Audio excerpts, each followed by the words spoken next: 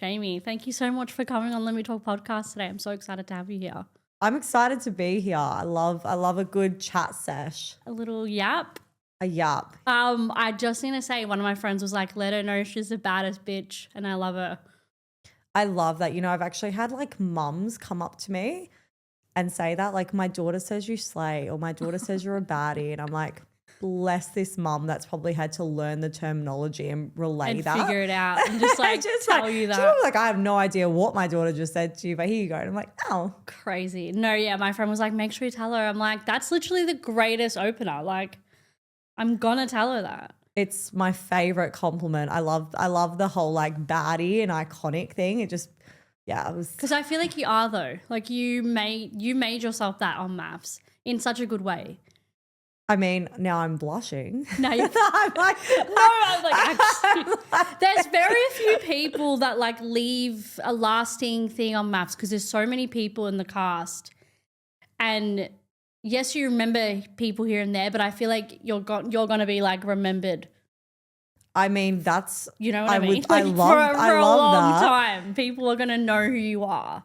I know it's so weird because like going on MAFS, I obviously didn't know what the outcome was going to be. And I honestly thought a lot of people I'd do their heads in. Yeah. So I'm controversial and I'm very different to a lot of people that fit the norm of being a reality TV personality. Yeah. And so I thought, oh, here we go. They're going to be like, she doesn't shut up and whatnot. And she's always throwing her hands around and getting in everyone's business. And then people were just like, really took to me, and I was like, oh, that's nice. I feel like you reminded me of Dom a little bit from the previous seasons. I have gotten that. But like obviously in a great way. Like I just think it's the fieriness of being like Italian and Greek. Like we know how to stand up for ourselves and also to stand up for other people. And I think that's why people resonated with you. Yeah, I honestly I did get a lot of people say about me and Dom being very similar. And I think we're that spicy European girl. So I used to love watching Dom on TV. I thought she was great. Like I think, you know, her and I both, we probably were a bit too full on sometimes when it came to confrontations. But I'm sure herself and myself can both agree that's just a normal day in the office for us. But when you're in a different environment where a lot of people aren't used to being around Europeans, like the way me and my family would speak to each other, it sounded like someone was going to absolutely get their head chopped off over like the dishwasher not being unloaded. Yeah, but it was just like, it's just how we were speaking. It's just the culture. It's like our culture. Yeah. Like I'm Greek as well. So it's totally, you get it. But some people, you don't know how you're going to come across to other people, and being in a social setting like MAFS, I feel like it would be quite difficult to like navigate.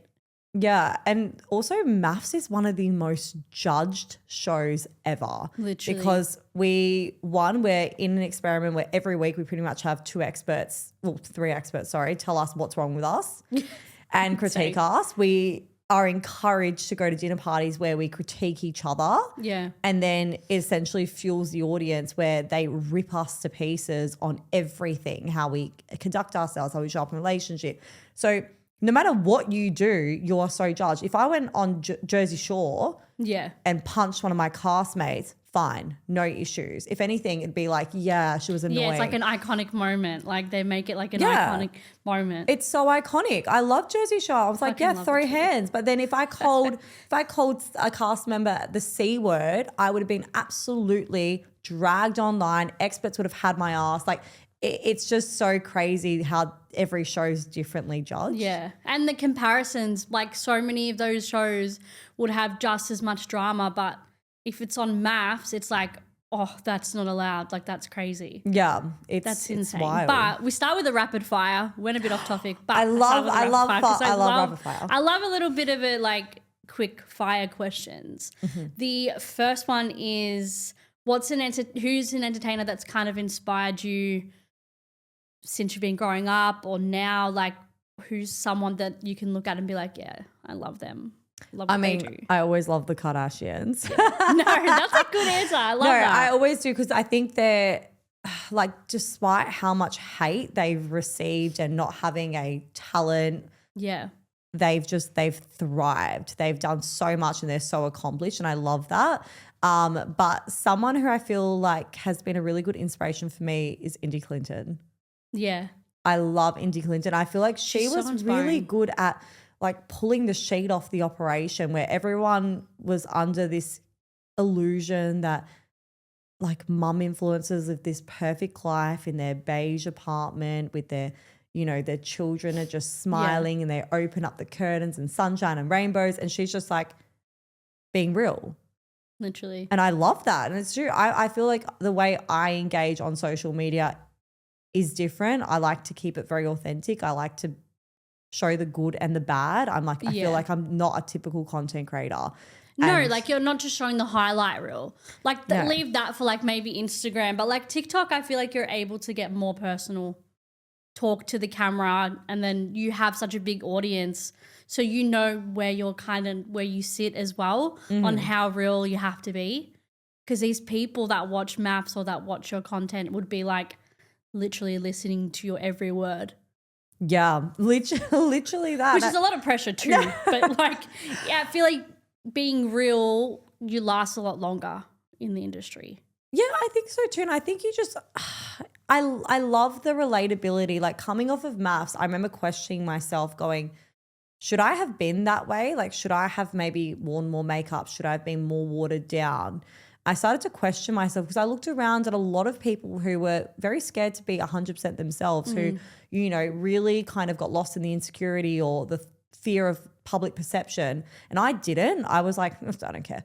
And then after I'm like, shit, did I do this really wrong? And then seeing the audience response, it's like that's the reminder, like everyone's owed an authentic version of yourself. Like, and I think it really helps people. Like when they see me with my acne on TV, I had so many people reach out saying, thank you so much. It helped me on my skin journey.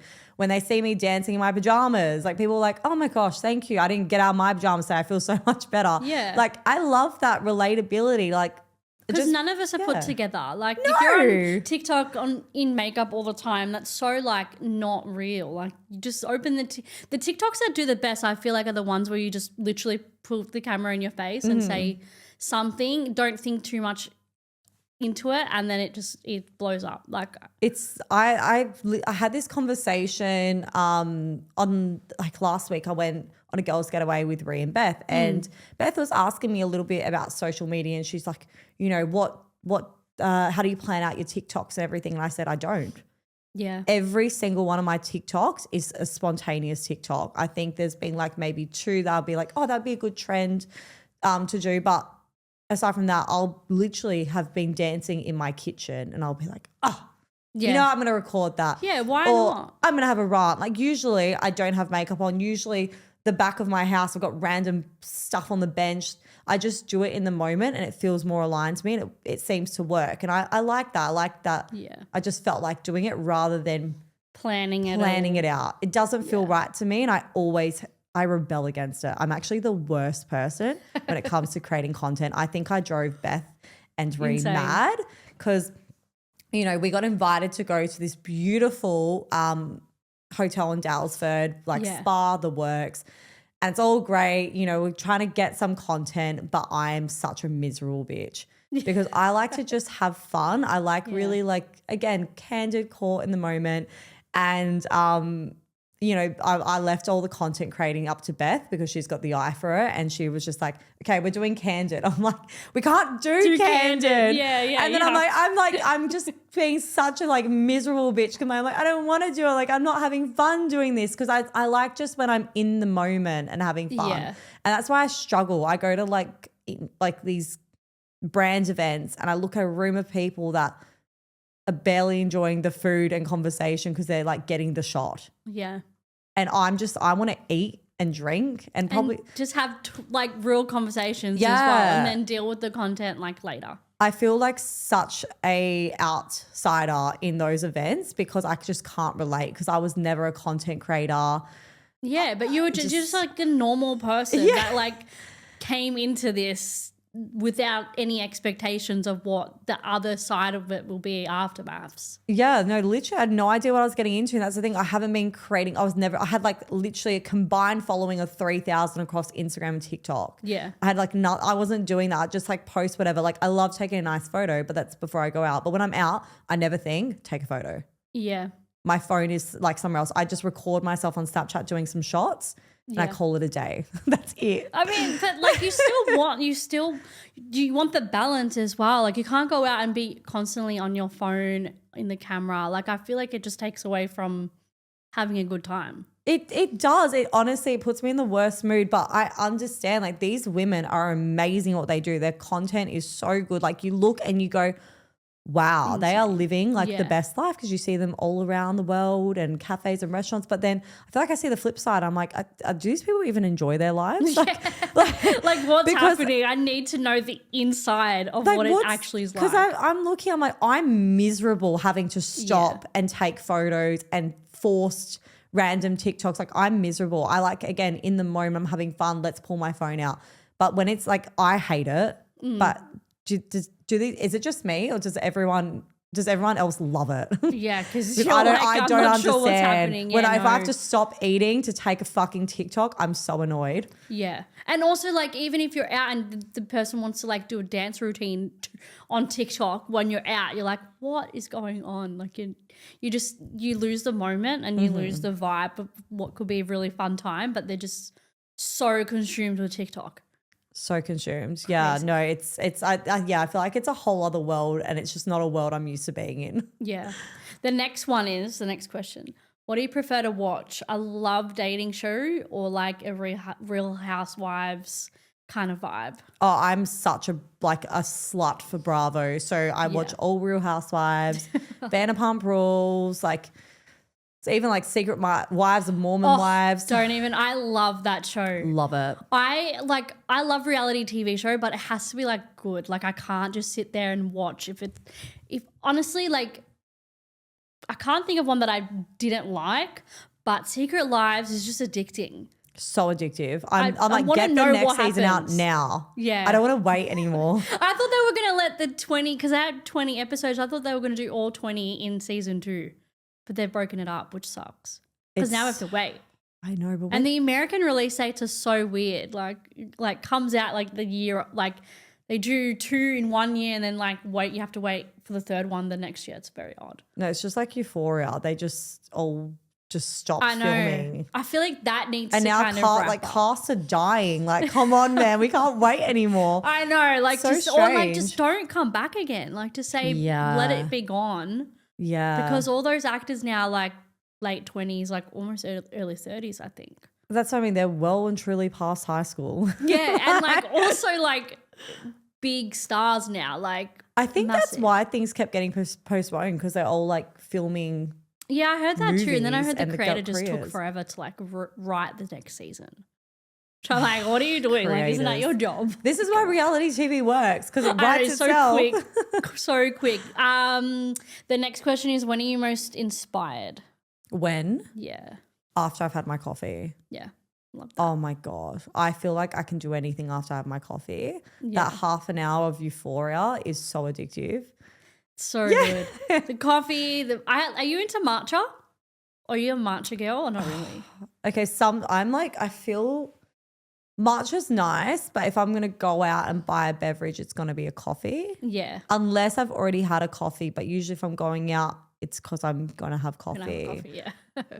There's some things I love about conformity. So I do like a clean girl aesthetic and feeling like that girl when I love Pilates, and other things I just don't understand. Yeah, you're like, I've missed the matcha boat, I think. I enjoy it, but I wouldn't go on my way. I think it's getting crazy now. Like my friends think I'm psycho because I don't have like sugar or anything in my matcha. Like I'd prefer like an unsweetened kind of matcha, and everyone's like, you need to get on the strawberry matcha. Strawberry's good. I was at an event and they served it and it was really nice. Really? Yeah. I've never tasted it before. I feel like I've got to do it though. I'm a sweet tooth when it comes to my coffee and like matcha. I hate unsweetened alternative milk. See me, I'm like, let it taste like grass. I don't care. No. It's weird. I'm so weird. But I used to be really big on the sugar and then I just cut it back and now I can't go back. I wish I could do that because like surely the sugar's killing me Everything kills us. and my but salt addiction. alcohol kills us. Oh, salt. my God. I think that's I don't want to think about the alcohol. I think the salt is every Greek though. Every Greek has an issue with salt. But you know what's crazy? I was saying like we are not adventurous when it comes to spice. It's like salt, pepper, oregano, olive oil. Yeah, like they're like the literally. backbone of The everything. furthest we'll go is Garlic. like paprika. That's it. Paprika's Yeah, the but furthest and we I'll go. put paprika on my chicken and my Yeah. potatoes. But that's it. That's a spa. That's it. Yeah, Which is good. it served me well. Very simple. Simple served and me good. well. We know what it tastes like. That's all that matters. But yeah, the salt is an issue. I have a big issue with that. I love It could be like fine, like the seasoning's fine. I'm like, nah, not enough salt. I hate when I'm at a restaurant and it's not salty enough, especially when you're at an expensive restaurant. I'm like, sort your shit out. Yeah, sort your shit out. Like, come on, I'm paying like how much money? Season your food. Yeah, season that. Insane. Well, I kind of want to know what you were like when you were a kid. Honestly, you don't hear much about the background of contestants on reality TV shows. No. In terms of going into that, because you don't just end up on reality TV. Like, I feel like there must have been a little thing in you that was always like a little performer or someone that enjoyed the entertainment industry. In a way. What's funny is I started off being extremely introverted. Yeah. And I was petrified of people. So my mum could only have like X amount of people over. Like I was scared of some of my dad's like male cousins. Like I was so scared and so shy. But the only time I guess I had this confidence when I was really little is like music and dancing. Yeah. I can't dance. I'm a very uncoordinated dancer, but I love my dad's very similar. We can't dance, but we won't stop dancing. Yeah. We just love some music. You're just and like beat. doing it like with the music, Yeah, but you're not too serious about it. And it always felt good. Apparently, like I had no issues hopping up on stage and stuff, and I'm like 1 and 2 and doing my thing. And I was like, okay. So there's part of me that obviously likes a little bit of like, I think it's like in a controlled environment. I think I've learned that about myself. I like to perform when I feel comfortable. For sure. I guess, or like be in front of people. And then something changed in me, and then I loved people and talking everyone's ear off, and I was super like confident, extroverted, which was just really strange. Like my aunties were like, I don't know what happened. Was it like more when you got older, like high school or just like primary school? Maybe like, no, it definitely primary school. I was definitely getting more and more extroverted because I always, even like when I look back in like reception, I always had heaps of friends. Yeah. So I think I started really coming on my shell quite early. I just don't know what changed in me, but something did. Just like, I'm sick of being quiet. Yeah, I'm like sick of this shit. I've got I things need to be say. heard. You probably would just like in that, Greek life where you need to make yourself known. Otherwise, no one's going to hear you. No, it's actually funny when I used to date my ex and he used to come to my dad's house for dinner. I've got on my dad's side, there's 4 of us siblings. Yeah. And they have partners. And I remember he just like, he was Italian, but he was a bit more demure. And I remember him just like always going, and then everyone's talking over. I'm like, babe, yell over them. Yeah, just yell. Like you've got to yell. Just raise your voice and talk over and get your point. Otherwise, you are never going to get your sentence in. Crazy. So I'm used to that. But it's funny, I actually became obsessed with TV when I was younger. So there is something within me that always wanted to be on TV because I wanted to be an actress. I used to always say that. I remember even like when I was learning Greek, I went to an all Greek school, and I remember like learning that in Greek when I'm older, I want to be an actress. Yeah. And so then I wanted to be a journalist because I thought, wow, again, I get to be on TV. I wanted to be on Neighbours. Everything was revolving around being on TV. Yeah. But then when you get a bit older, you go, well, that's probably not going to happen. Yeah, you start to get that you start to get people. I think it's a lot of influence of people in your ear being like, I don't think this is going to work out.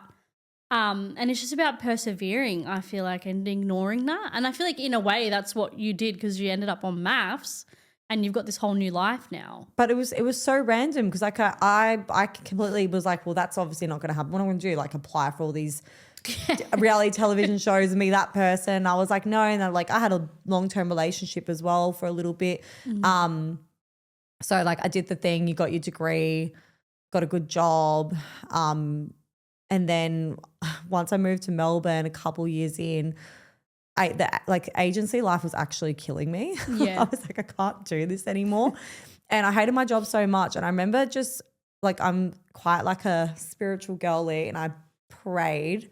And I said, Love guys, what should I do? Like, help me out. God, universe, angels, like guide me, because this is not it. And I don't know where my place is in life. Yeah. I'm like, something's missing. And I could always picture this amazing big life, but I just didn't know how or what.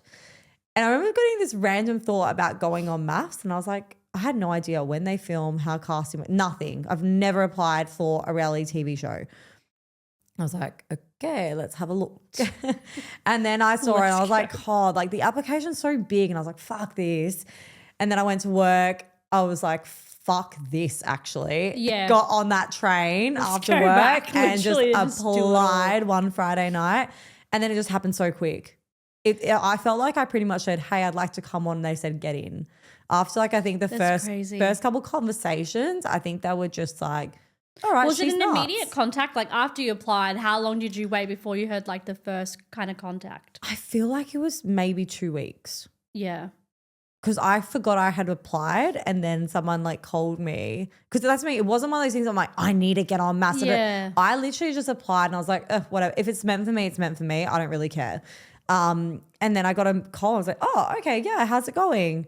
And then it was just like, boom, have this meeting, boom, meet these people, boom. And it was just like, obviously, as much as they like you, they still need to find a match for you. Yeah.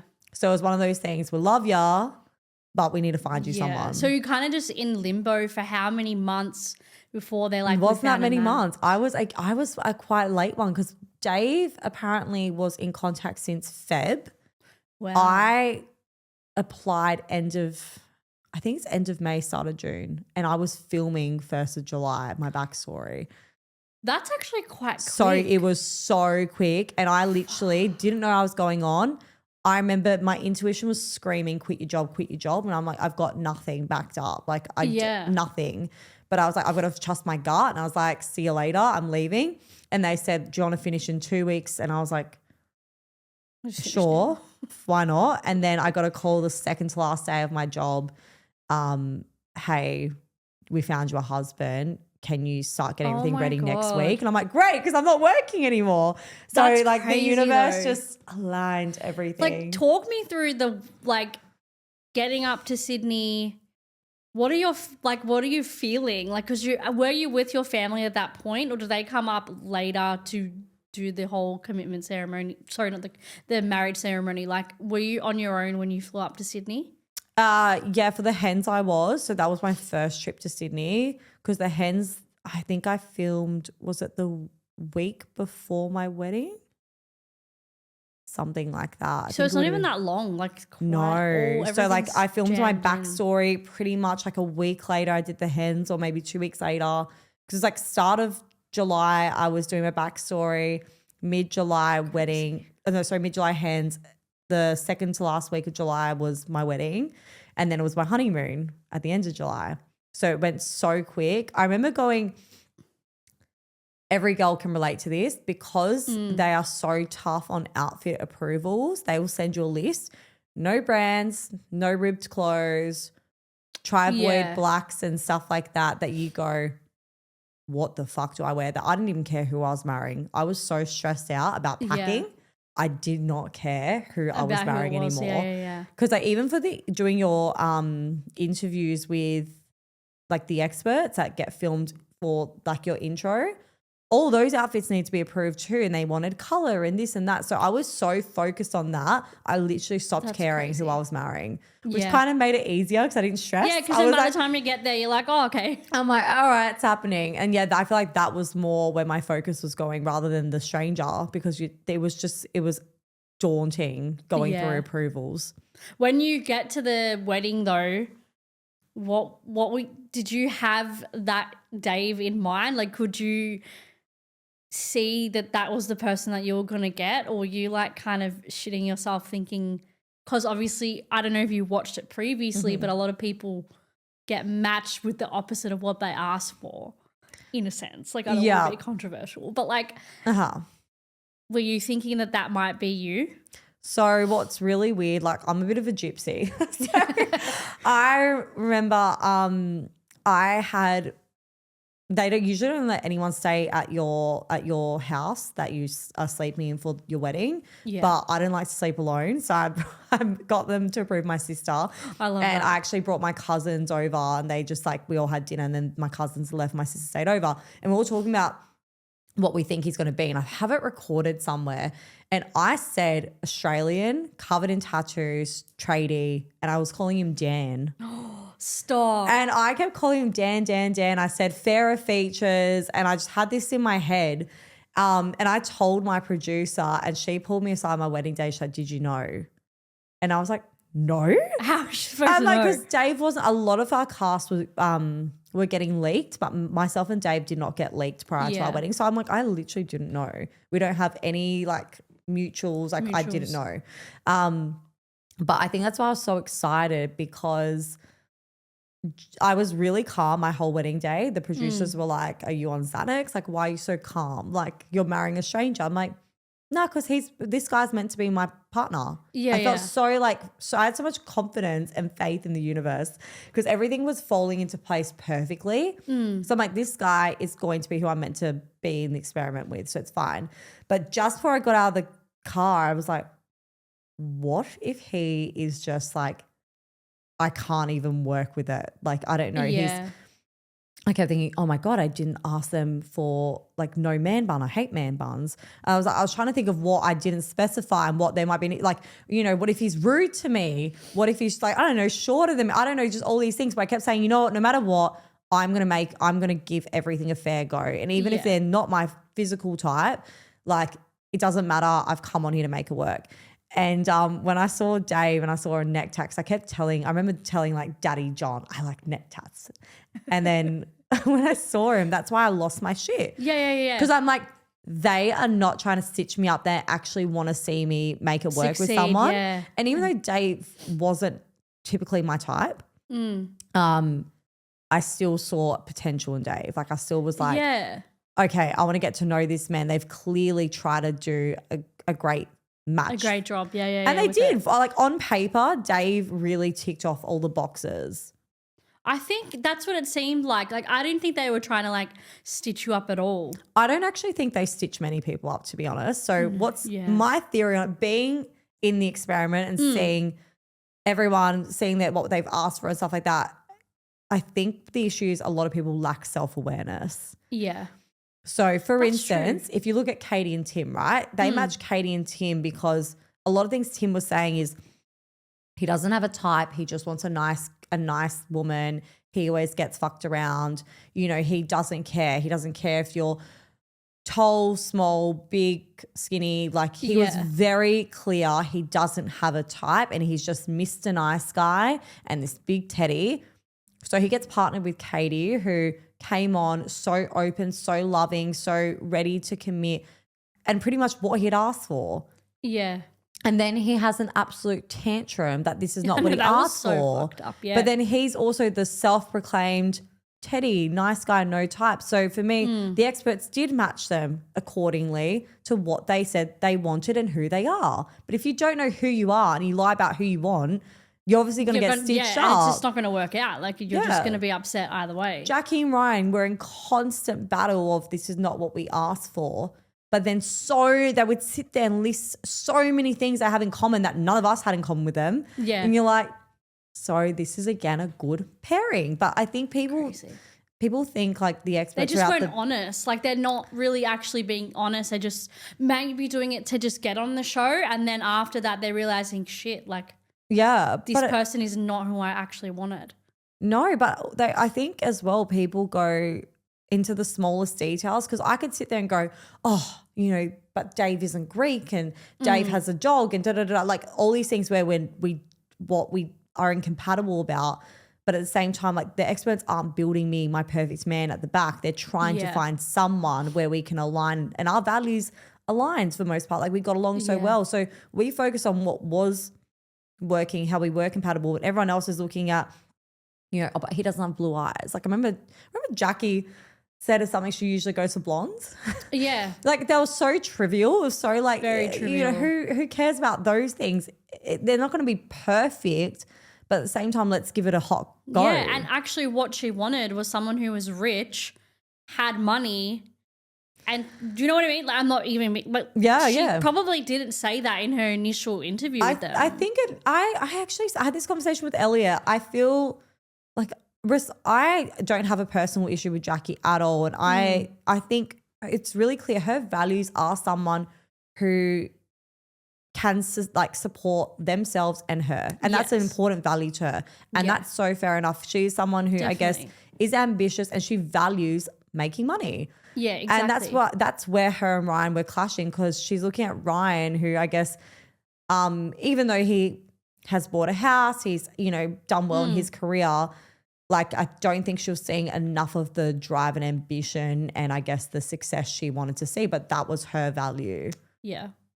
Crazy. Yeah. But no, like, I mean, I feel like a lot of people just want to get through and then they're upset at the end. But for me, for you, I felt like even when you said I actually did sign up, like I didn't get scouted, all that kind of stuff. Yeah, I applied. I feel like people lie though. I feel like surely not everyone got scouted. Yeah, true. Me and Afina were like, we applied. Yeah, like, I mean, did you find because you applied, you had more of just an open outlook as to what the journey was going to be and not so like closed in versus someone who may have been scouted? I do think probably in comparison, Afina and I were more easygoing, like in a sense where we literally barely would wear makeup. We were always just like doing whatever we wanted. I think we were less concerned about public perception. I didn't actually think it entered our minds for the most part. Yeah. Like we would. And also like you not putting on makeup every day, you open up like other younger girls or whoever's looking at potentially applying for MAFS and be more comfortable in actually going through with the application. Because they see it on you guys, oh, you don't have to be all glam all the time. No, and I feel like a lot of that is the pressure. Doing that. Like, oh my God. Needing to be all glam all the time and be on camera. When some people have never been in front of a camera and they go on MAFS and then you kind of realize you're like, I kind of understand why sometimes things in an edit might go wrong because that person's never been in front of a camera. They don't know what it's like to be fully produced and be told what to do in a sense. So they kind of do weird stuff, but that's just not who they are in normal life. It is a strange environment. Like no matter if you've applied or being scouted, I feel like most of the girls were super genuine and try to make it work. Yeah. I do think it is a weird environment. Like sometimes you say things you wouldn't usually say and you carry on about in like that. Like, in my day-to-day, I always say this, like I don't have drama. Yeah. I don't fight with my friends. Like I live like a very like cruisy, peaceful life. But in that environment where it's like constant drama, obviously a very different side. Like Definitely. I feel like 19-year-old club rat Jamie was activated. But you know what though? Like your drama was a lot of the time you standing up for people and those people not backing you up. When that stuff happened with Karina, and she was probably in a hectic, heightened state environment as well, same as you.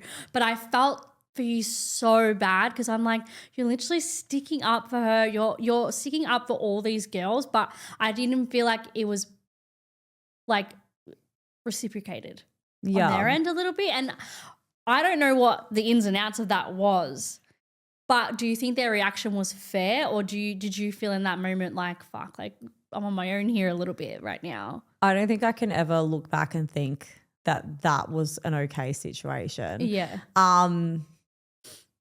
It was one of those things where I have experienced, and this is like my trigger, is being misunderstood. Yeah. Because no matter how loud I am or etc., my intentions are always good. Yeah. Always good. And going into Girls Night Retreat, my intention was how can we keep Lauren here to work on her relationship with Clint. So we're literally trying to like shake her going like, Lauren, like you've got a great man, see this through. Instead, I was barely speaking, which as well, the story changed so much, which I'm so glad on camera everyone could see. At the start, I never really liked to initiate things. I liked to join in after I kind of sat and observed what was going on. Yeah, like sat back and then figured out what you would say. And then I make my point. So I kind of let Athena and Beth drive it. Unfortunately, we were just met with such rudeness. Yeah. And it was just like, babe, we're actually trying to get you to stay, which right now with your attitude, I should just be helping you pack your bags. Yeah, exactly. And I'm like, what the fuck? Like, what's going on here? And it started to bother me because obviously I'm watching both my close friends get disrespected when we're trying to do something nice. And so obviously then I chime in, and as soon as I've always been this person, I can say one word and people will put the blame on me. I just have that, I don't know. I feel like I've always been. It's an easy way for people to just put the blame on someone. Yeah, they always remember me. Yeah. They always remember me because it became all about me, and I didn't even start the conversation. I'm like, I literally asked one question, but it's because I'll bite the hardest when push comes to shove. Yeah.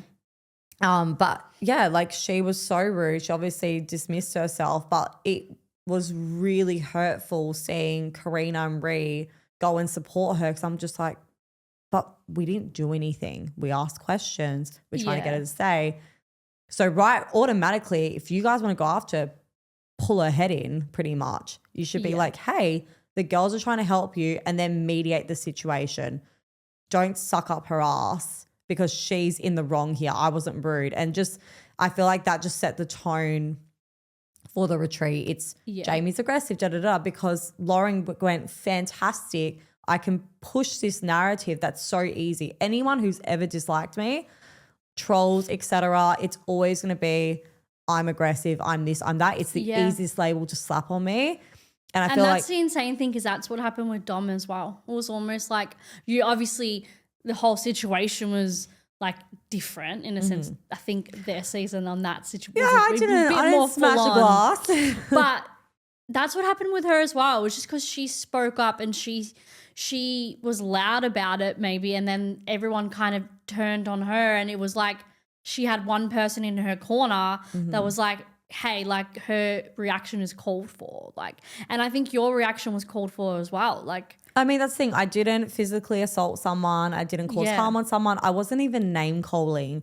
Yeah, like, you were just simply like being a decent human being. Retreat with the boys and girls night was such a hard episode to watch because I sitting there and I'm like, there's this part when I'm like looking around and my sister was crying watching it, and she's just like, I can see you're struggling and no one's jumping in. And she's just like, and when you look around and oh my God, you look around and you know you need someone and no one's there. And I'm just like, that's exactly how I felt. Like even though it's like Beth and Athena were so just ruined from the previous night. Karina and Bree, who were privately saying like, yeah, it's not okay, we're going to say something again. Like I just felt it was just let down. I'm just like, I'm sitting here. I'm like, I'm raising my voice. I'm like, what is going on? Because I'm so frustrated. Yeah. I feel like I'm screaming and no one's hearing me. And I've got a grown man saying, shut the fuck up, shut the fuck up, shut the fuck up, calling me all kinds of names. I've still got Lauren calling me names and everyone's looking at me. Yeah. And thank God for Adrian and Jackie. So unexpected. Adrian and Jackie were fantastic to me at retreat. The only people that stood up, and Jackie was trying to be the voice of reason, but unfortunately at that point, because Jackie had so many issues with the other girls, like they just kept kind of shutting it down. But I'm like, but what Jackie's saying is so fair. Like Jackie was there. She's like, she didn't actually do anything. She's trying to defend everyone, and somehow Jamie's been the bad guy. And yeah. And I could imagine how isolating that would feel as well. And then you almost feel like the whole world is closing in because you've got cameras around you. You're like, how am I going to navigate this when I've got cameras on me? I know whatever I say is going to be edited in whatever way. I have no control over the situation. And are you a person that requires some form of control? So I feel like you would have been I am a massive spinning in your head. I am a massive control freak. But I think, yeah, I didn't know what was going to go on, but I never thought about how I was going to play off, or if I was going to look bad or good, because I knew I was being true to myself no matter what. Yeah. And in my heart of heart, my soul, I was like, I'm not in the wrong here. Like, I'm really not. And but I don't think that came across to the audience either. I think everyone was like, what the fuck? It was so vindicating when the audience watched it. Like, because after that episode came out, I was in a panic. Like, it was just reliving it all. Yeah. And I remember it was like pitch black, and I've got a church close to my house, and I always like to walk and sit in front of church. Yeah. And I walked there and I just broke down. I'm like, my mum was on my phone. Like, mum was on the phone. I'm just like, just like remembering how I felt in that moment, because I felt so alone. Like, I had Dave, and thank God for Dave. Dave was amazing to me in that time. Like, he was so like you and me against the world. Like, yeah. And you could feel that. Like, your relationship felt so strong. So when it did like a complete 360, I think the whole of Australia that were watching were like, what the fuck? Everyone was like, what the fuck? Did you feel like he was always unsure, or was that kind of like you just felt like, what the fuck? Like, I was like really, really blindsided, because that's the thing. No one could make sense of it. Like, I remember coming back from partner swap and everything just kind of blew up in my face of, okay, wow, my husband's not into me. Yeah. That's weird. But it caught everyone off guard. Like, our producer was so confused. Like, exec producers, like production couldn't make sense of it. And the thing is, usually they kind of know, because the partner's saying something in their voxies and they're talking to camera. Yeah. But because Dave was always so consistently praising me, saying how amazing our relationship is, going to commitment ceremony, everything sunshine and rainbow. So when he pulled back out of nowhere, cast was confused, experts were confused, I was confused, production was confused. They kept trying to ask, like, has something happened? Yeah. And I was like, no. And reflecting back, do you think anything happened with him and Veronica? I don't think so. I just think there was a level of inappropriateness, because she was on a mission to make Elliot look bad, and Dave loves validation. So there was a scene where he said, I love having my tires pumped. And I'm thinking, motherfucker, I'm pumping your tires all the time. Yeah. I'm big on words of affirmation. And I'm like, I was doing it all. Like, I was literally doing it all. Like, so I think watching that back, I think Shiny New Object came in. That was exciting. I'll never exactly know what happened with Dave, but I just feel like he knew this wasn't going to have a future. Yeah. But he loved being so liked by cast, experts, and myself. And I mean, a lot of men do. They love the way we make them feel. And I'm amazing at making a man feel like the best thing ever. All I did was talk my husband up. Yeah. Do you think he got carried away with he knows it's in front of the cameras?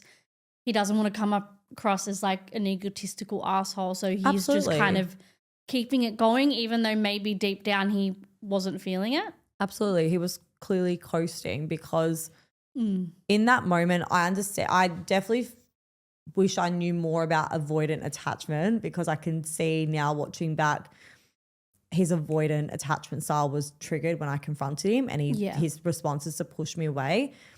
However, if he truly, truly, truly had feelings for me, there would have been some sort of emotion at some point. There would have been some sort of, I need to get you back. And it felt like everything started to feel manufactured. Like, I need to get you back to look good. Yeah. I didn't feel it. Yeah.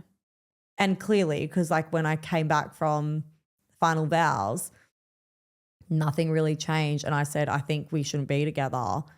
It was like okay. And like, case in point. Like, so yeah. Did that kind of put it like a bad taste in your mouth from the whole overall with the experiment? Because you would have been like, so like, we're going to be together. Like, this is happening. This is real.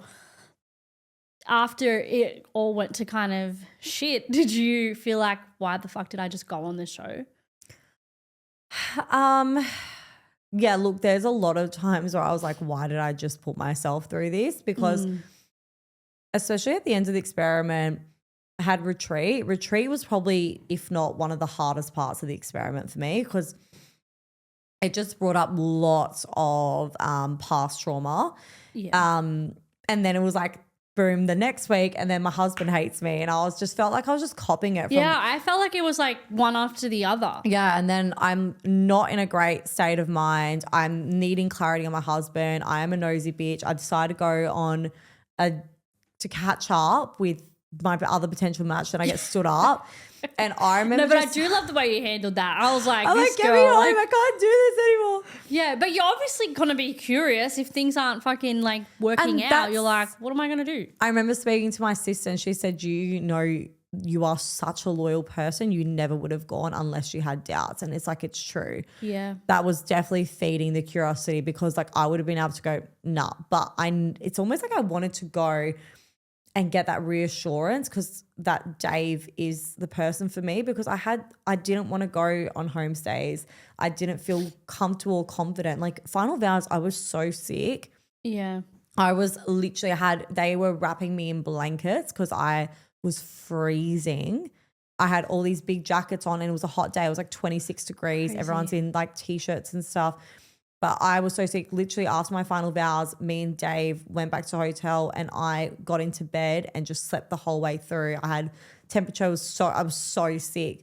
And I feel like it's because my body was like, didn't want to. Something's wrong kind of thing. I felt more pressured to make it work with Dave than I actually felt like I wanted to. Because like production's going, but he's telling you he's into you. He's telling you. And Dave is, again, I pulled Dave aside off camera. I said, if you don't want to be with me, tell me.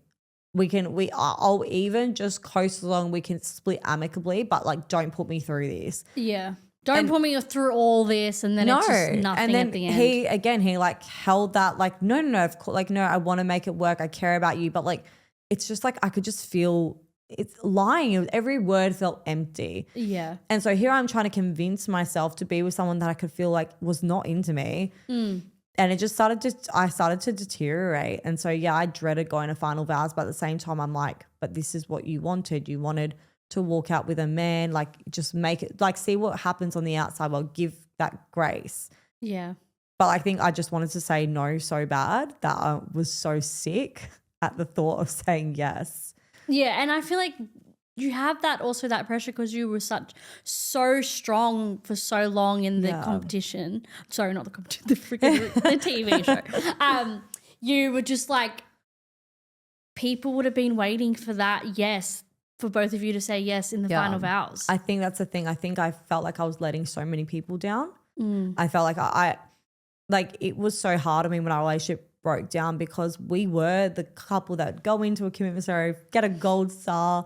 Everything was going so well that I was like, Australia's going to hate me if I don't pull this together. Like I just felt, I've always been like that. Like even with my ex, you know, I didn't want to leave him even though I was miserable, because I didn't want him to be disappointed, my family to be disappointed, my friends to be disappointed.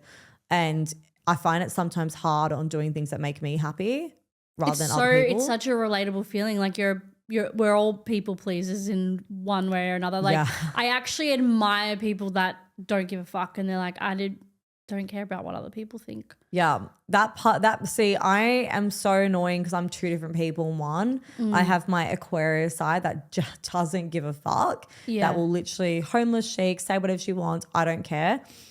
And then I have my Pisces moon that cares about everything and is a people pleaser and hypersensitive. So I'm like battling the two constantly. It's hard. It's a hard battle. Do you still speak to Dave? Have you spoken to him really since it's all wrapped? So we did maintain a friendship for a little longer. Looking back, my intuition is he was very eager to remain a friendship, like keep this friendship just so I could protect him on camera. Yeah. So obviously going to reunion, he's like drumming it into me like, You mean so much. I want to be your friend, da, da, da. But I am quite aware that no one will touch Dave if he's hiding behind my skirt. Yeah. But unfortunately for Dave, the night before reunion, he pissed me off majorly. So when I came to reunion, I did him no favors. Yeah, and which is fair enough. I'm so glad that happened. I spoke my truth, because if there was part of me that was just going to go in and be very amicable and be very chill and not draw any attention to Dave and my relationship. But yeah, there was a few things that dropped into my lap the night before reunion. I was like, nope, I'm speaking my truth. And I'm glad I did. And I think, yeah, upon reflection, considering his communication pretty much died off quite quickly, it was like, okay, so you wanted to keep me sweet for cameras because now we're not filming. I don't hear from you. I'm calling him. I was like literally making so much effort to call him, because I was like, only him and I have had this journey. Like, I want him in my life. I want to be friends with him. I'm actually very good at staying friends with people, even though our situations were complicated. I can usually get to an amicable place. Yeah, for sure. And then, yeah, it was just, I felt like it was becoming one-sided. And so it was a couple of times I'd like literally be like, Dave, what the fuck? And he made an effort to go for dinner with me at the start of film, like at the start of airing. Yeah. And we had that one dinner. And then again, he didn't make an effort to really see me. And once it got to our relationship breakdown, I definitely feel like I started becoming the enemy to him, purely because he loved being loved by the public. And when he wasn't, I felt like he was blaming it was you. all more like it was my fault. Yeah, that's so fucked. Which that's such a mind fuck. Like that's why I'm so surprised when people apply for MAFS and then like you come out pretty good. Like I feel like and then I feel sorry for the ones that are just like mentally, like you can see it affected them really badly mentally. Like, I don't know, for me, I feel like you've come up pretty good despite airing everything. Was rough. Like airing was so me and Athena, especially towards it. Like watching the start was easy because me and Dave were so happy and it was such a, but then it got horrendous. Like we had a lot of support people we could be contacting, but like there were days I'd be crying, having anxiety attacks every single day. Yeah. Like that's the thing. Because I've never been in a situation where you have to sit and watch your hardest moments and relive all the pain. And then. Yeah, true. Like who's been through that? No one's been through that. It was torture. And we had to watch it because we had interviews. We had to know what was going on. And also like you kind of want to know like what was actually happening there. Yeah. But it is the worst watching that all back. And then you've got the audience chiming in, and even though I had so much support online, which made everything so much better. Yeah. See, I feel like it's more you had that support from Australia. That was amazing, good. but you still get those dickheads that just kick you whilst you're down. And you're just like, fuck. But I feel sorry for the people that are like literally hated on TV, and then their experience was just totally just fucked up. Like, and I don't know how they do it. And they just wrecked. Like it wrecks them. I don't know how they do it. Or like even their careers outside of MAFS are like ruined. And so then you get outside, you don't have a job now, and then you're just like, well, where do I go from here? Were you scared about like potentially your reputation on the outside being ruined at all? Like did that I think enter your psyche at all? I think I was glad because I wasn't anyone. But maybe even your job, like were you worried about that even though you quit or whatever, but if getting another job or something, were you worried? I was a little bit concerned about getting another job because I know a lot of people, it's hard. Like it's hard to go back into the normal world after. Yeah. But I just had this, again, unwavering faith that it's all going to work out. It's going to be fine. I remember my brother was like to me, you've got the Marinos name on you. So like, don't do anything that's going to embarrass us. Yeah. And I remember going, but then I thought, nah, fuck it. I've got to be myself. Yeah. I feel like you didn't though. And I feel like MAFS is not really like we were talking before, like Aussie Shore's more of a risque kind of reality TV show where you're actually literally nude and things like that. Whereas MAFS, you can't really be like that. It's a little bit like more conservative, but the craziness is the drama, like the dinner parties and stuff. It's less like, I guess, trashy as some reality TV shows can be. And I think I'm at the age where I don't want to be doing shows that I think would take me a bit more backwards. Like I kind of like how MAFS was. I had the drama. It could be a little bit messy. But they're not showing the ins and outs of like your love. Like, no, they weren't showing me like rude on camera or something. Exactly. Which I'm glad I was never in those situations because you can't take it back. Yes. Once it's out there, it's out there. Like it's already annoying that my future husband knows that, you know, me and Dave are like all over the place somewhere. Like someone else has seen me in a wedding dress before he has. But like, again, I'm like, I can live with everything that happened on. But that's the journey as well. We all go on a journey. What else are you going to do in this generation? It's very hard to like date normally. So honestly, someone's going to be on MAFS. Someone's going to have gone on MAFS that you're going to meet, whatever. Like it's a thing now. Everyone kind of wants to be on it.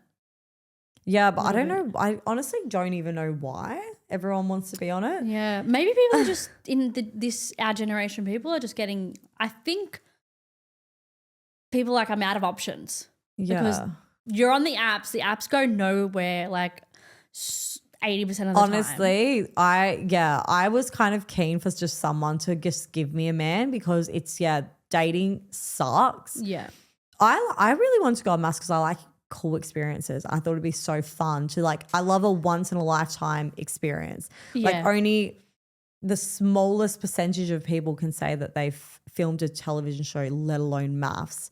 Yeah. And I love things that are cool experiences. And you guess you make like lifelong friendships as well because you've bonded with these people that have been in the Our same cast was lucky. experiment. Yeah. And you guys didn't have like a bad cast. Like it wasn't like super bitchy like previous seasons, especially with the girls. But the one friendship that surprised me the most was you and Elliot. I was like, and he had a complete turnaround in his edit, I think which was awesome because I actually when I was watching at the beginning, I was like, this guy's a douche. Like I do not like him. But like he went towards the end, it was like, I like him. Like he's awesome.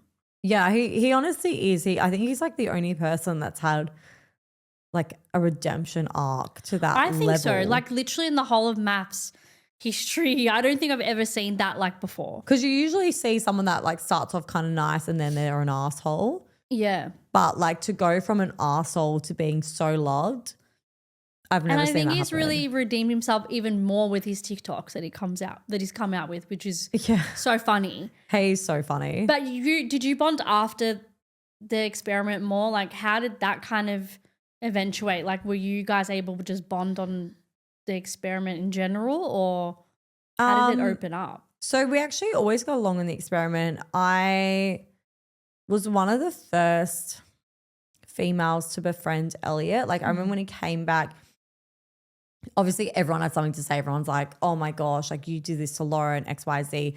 And it was an intense dinner party because like we had that. We had Billy, Sierra, Adrian and Fina going at each other and I was in the center. And then we had, like Lauren and Elliot over there and everyone was screaming at that dinner party. It was crazy. Crazy. And I remember going like, okay, there's 17 people screaming at Elliot, but we haven't actually spoken to him, even though I was team Lauren in this. So I was like, that's not cool what you did. But I actually got up and sat next to him and spoke to him. And when I did have an import, like you can see I spoke to him like a normal person. Yeah. And just tried to explain, hey, like this is why people are upset. Like just own it, take accountability. Cool. But I went and actually sat with him and he always says like, you're the only person that talked to me properly, gave me the benefit of the doubt, came sat with me. And then the next dinner party when him and Veronica had their drama about their confessions letter and his letter not being that was enough. Insane. I felt so bad for him. That was crazy. So he actually came and explained that when he first walked into the cocktail party and I was like, what?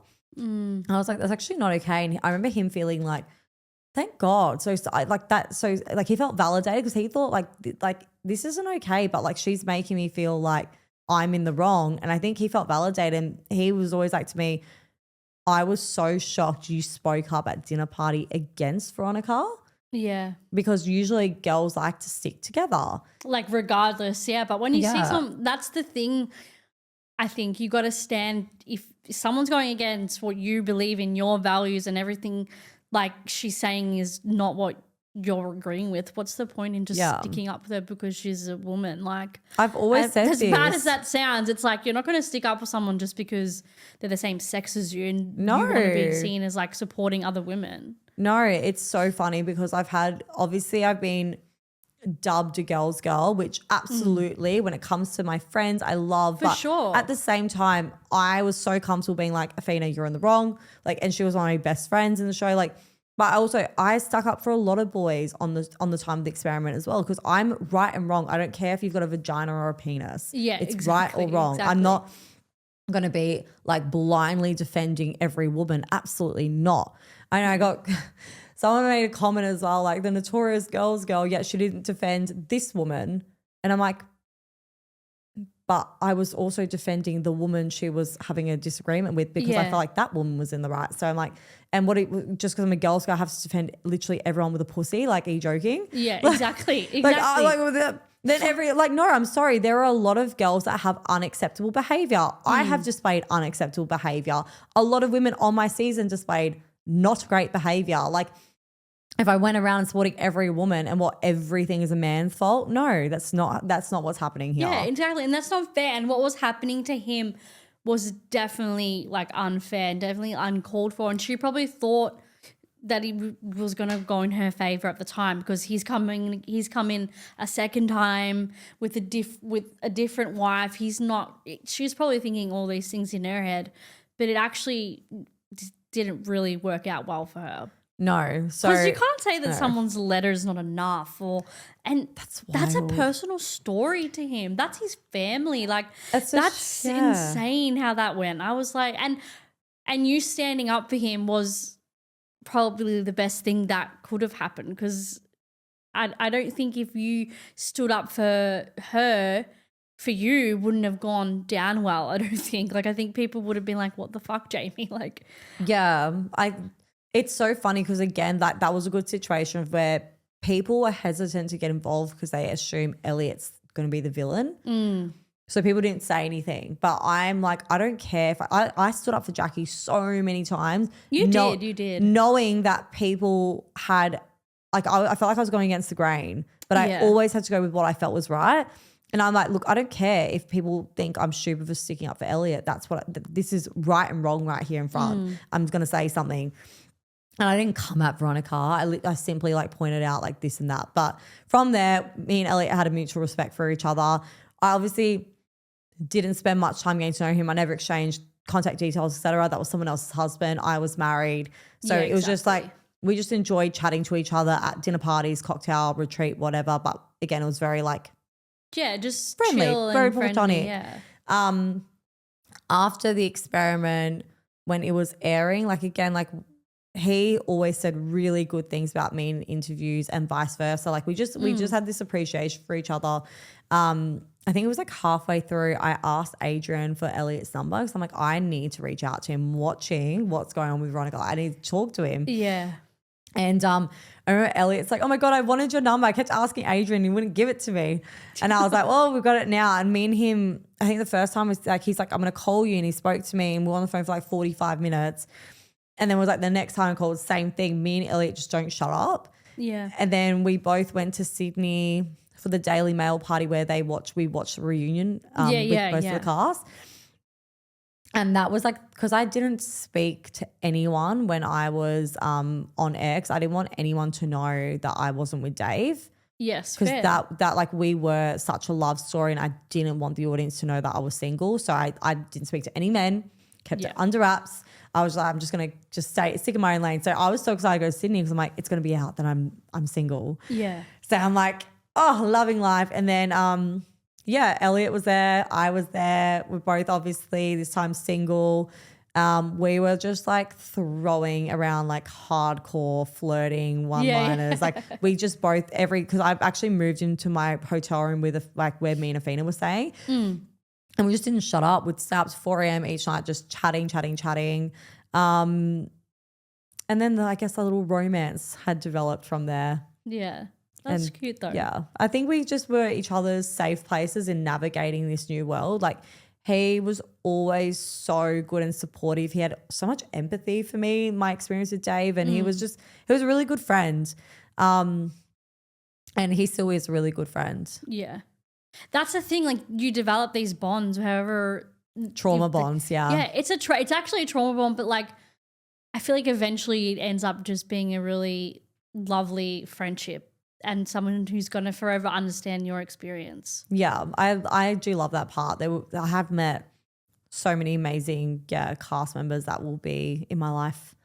I'm assuming we'll hope forever. What's your friendship status with Karina? Because I know you guys were very close and like in the show at the beginning at least, and then all that stuff happened. But are you friends with her now and do you keep in touch? I do. Karina was actually supposed to come to the girls' getaway we had last week. Yeah. But last minute she had a shoot and couldn't come. So I'm actually quite happy with the place me and Karina got to.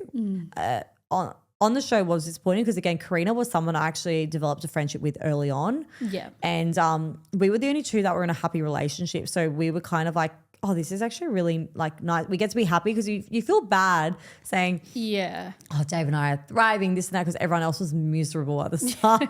And so Karina and I, when we did our intimacy week, went lingerie shopping, like I was really happy to have that friendship. And so it was disappointing when it took a turn. And I think that's what hurt me the most because I'm like, Karina was someone that I actually, respected and had a little time for. Yeah, exactly. And when that happened, I'm like, okay, if you think I'm such a bad person, you can't see who I am, I don't have time for you. And that's why at the dinner party, if I am done with someone, my mouth will just annihilate them and I won't care because the way I spoke to Ree was very different to how I spoke to Karina. Yeah. When you watch that back. But then I didn't see a way forward. After the experts chewed my ass, I kind of felt quite bad with what was going on. And I thought maybe I have taken it too far. And there is something innocent about Karina. Like I don't think she ever intentionally tried to hurt me. Yeah. I think maybe just got caught up in the... Yeah, Karina, unfortunately, she's someone who her memory is atrocious, what I've noticed, and she is quite airy-fairy. Yeah. And I think, unfortunately, a lot of the frustrations where she couldn't remember what she was saying. Like she would sit there at the dinner party and she'll be like, okay, so like you're mean girls. Who are you calling mean girl? I didn't say anyone was a mean girl. And me and her feeling like, what the fuck? Yeah, like what's going on? And that's what was amping us up so much more because I'm like, Karina, this happened. She's like, no, but Jamie, you were doing this and this. I'm like, what the fuck? Yeah. And so you almost feel like she's gaslighting you, but she's genuinely not. 100%. So in the time, it was hardcore gaslighting. But in Karina's mind, she's like, isn't that what happened? Or did this? And then she would always forget things. And that's something I took it as this woman like cannot see my intentions. She's gaslighting me. She's invalidating me. And now I'm the bully towards her because like I was flying off the fucking handle, but like I was so like. But you would have been so frustrated. It was so frustrating because again she kept looking at me. She's like, "Well, I don't blame her because you did this." I'm like, "What?" And then everything she was saying, she was forgetting. Me and Athena going, "What is going on?" And then so it was making me more amped up because I felt like I always say this. When you're I mean, I used to work in childcare, so apologies for the reference. But when you're with a child, like a toddler who can't speak and a toddler who can speak, and that toddler is using their words towards a child who can't speak, and the child is obviously non-verbal, not communicating back, that child who is speaking will smack that other child out of frustration. Yeah, literally. Essentially, I felt like I was that child who was speaking to someone who couldn't speak because I'm like so logical to the point. Here it is. I can't lose this argument. And I've got someone who's just like wiped that clean by saying a bunch of things that just didn't happen. Or I was frustrated. Yeah. And that makes your reaction totally valid. It was making me like absolutely burn up. And then, Karina's feeling like she's stupid because I'm going, what is wrong with you? But again, she's just obviously not coping or keeping up. Yeah. And you know what? That could actually happen. Like, me with like I do acting and things like that, and if I'm doing a performance I can like literally blank out and forget what the fuck just happened. So it's also camera, like the pressure of the cameras, pressure of just like being in an environment that's so foreign that could be It's- foreign to you, that you're literally not retaining what's happening. So then the next day you're having an argument with someone and you're like, no, that didn't happen. And that like you're saying this, you actually said that. Like, what are you talking about? It's confusing. Sorry, I just realised I forgot to turn your timer on. We're sitting about 5 minutes over. Okay. So whenever you're ready. That's right. Yeah. I just realised I forgot to start the timer. No, that's okay. This is probably the timer that I need to start between you two walks. Yeah, sorry, this always happens to me. Don't stress. Last podcast I did there to do a part 2. Crazy. No, don't stress. What was I saying? And I feel like on the show as well, everyone had anxiety too, like really bad, because you're dealing with conflict, you're on camera, everything's heated. I also think, looking back, Karina just came off the whole wall punching situation, was thrown into retreat. So I think she wasn't in a great place either. Yeah. So I think all of us started to get really impacted. Then I came to dinner party, obviously quite impacted, went through my own emotions. So when we came back together, it just was a shit show. Yeah. But obviously then at the commitment ceremony, her and I did make up. Like I was like literally like crying on her at the back, like felt so bad. Yeah. And then we kind of moved forward. But then when everything kind of came out publicly, feelings re-triggered. Yeah. And you're obviously reliving those emotions. So you're like, and then you're fuck. like, you said what? You did what? What? And then and you're also seeing what people are saying. Yeah, there was already a bit of space boxes. because they did show a little bit of retreat at reunion, and we just had some space. But then we kind of were sorting it out, and then the episodes aired, and I was like, oh, that's not okay. And then we both kind of spoke our piece in interviews, and then we started doing appearances, and me, her, and her. I can't even speak today, fuck. Well, I can clearly because I haven't shut up. But like Elliot, myself and Karina were doing an appearance. We're going to go to Sydney and then Queensland. And I didn't want her to feel uncomfortable or isolated because Elliot and I were quite close. Yeah. And so we were in Brisbane and I said to her, like, I want to put this behind us. I want to move forward. I don't think you're a malicious person. I don't think you're a bad person. I want you to feel comfortable around myself and Elliot. I don't want you to feel isolated at all. And we had this like beautiful heartfelt chat in the middle of a restaurant, and she was so excited. She's like, I've missed being your friend. And then it was just nice. And then since then, we have had a very positive relationship. Like I don't see Karina all the time, but like I don't speak to her all the time either, but like, you know, when I was in Sydney for Fashion Week, like, you know, we hung out, we got lunch it's like together. civil, it's normal. It's nice, and we wish each other the best. The stuff from MAFS go, and like, you know, like realizing that it's a heightened environment. 100%. I think I can tell who has bad intentions, who doesn't, and Karina's not a malicious person. We both got caught up in something.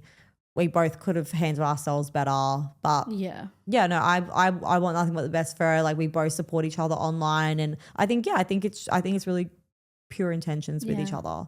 I want to end with 2 questions. My first one is, what's the biggest thing you learned about yourself post MAFS?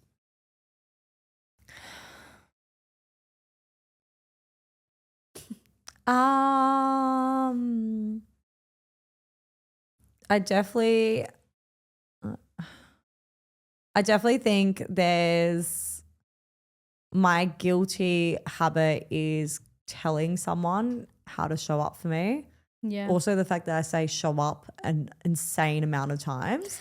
I feel like I got slammed for that online. I'm like, I'm so sorry. I obviously have an addiction to that word.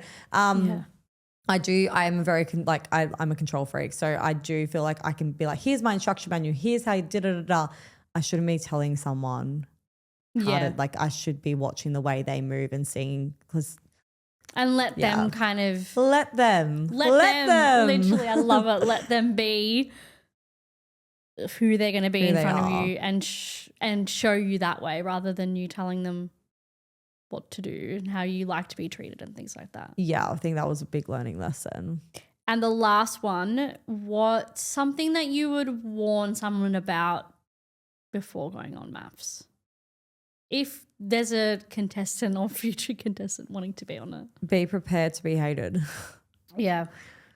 because oh my gosh, like that's the thing. I was so loved, but some of the comments and messages you receive are wild. Like you have to have thick skin.